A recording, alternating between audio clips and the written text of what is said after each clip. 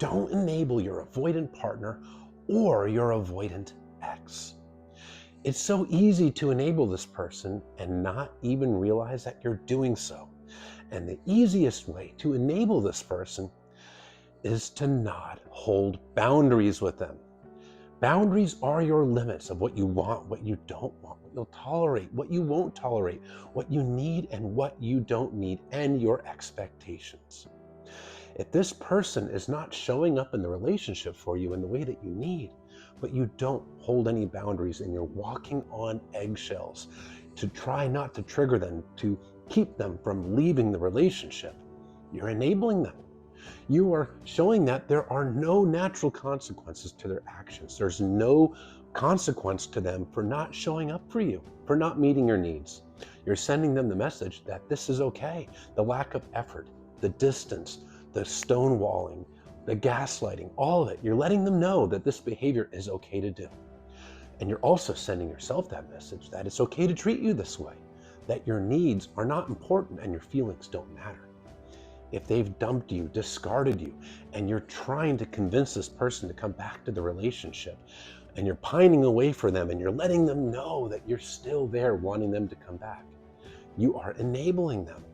You are letting them know that you are an available option to them, that despite the way that they pulled the rug from under your feet, the lack of closure, the lack of empathy, that they can still have you back as a romantic option anytime they see fit. There's no need for them to change. There's no need for them to work on themselves because they can do this kind of behavior and still have that validation, still have you at any time they want. Plus, you're sending yourself the message that it's okay to be treated as an option.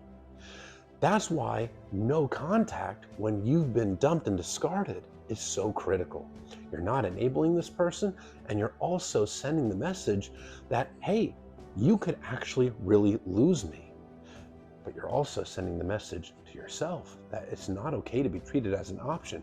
You are recognizing your own self-worth and dignity by not trying to convince someone to love you and not trying to beg somebody to be with you.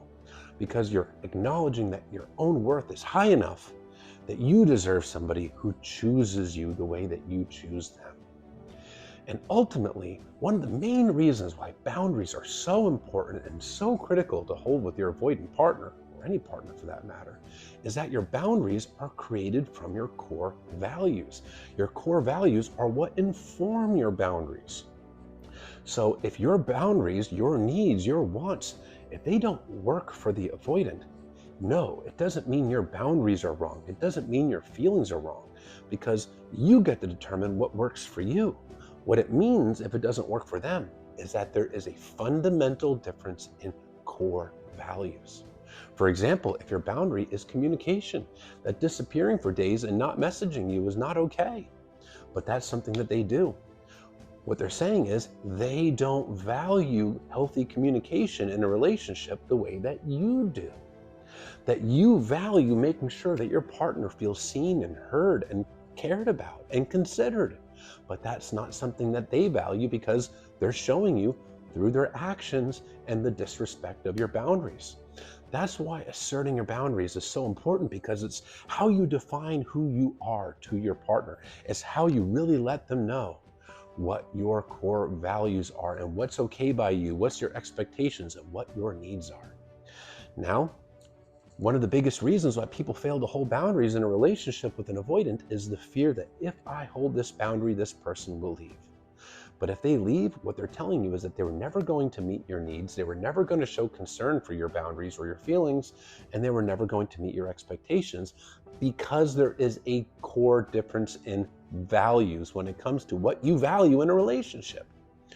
And ultimately, ask yourself the question, do you want to be in a relationship with a person who shows that they really don't value the same things as you when it comes to a relationship in a very deep and fundamental way?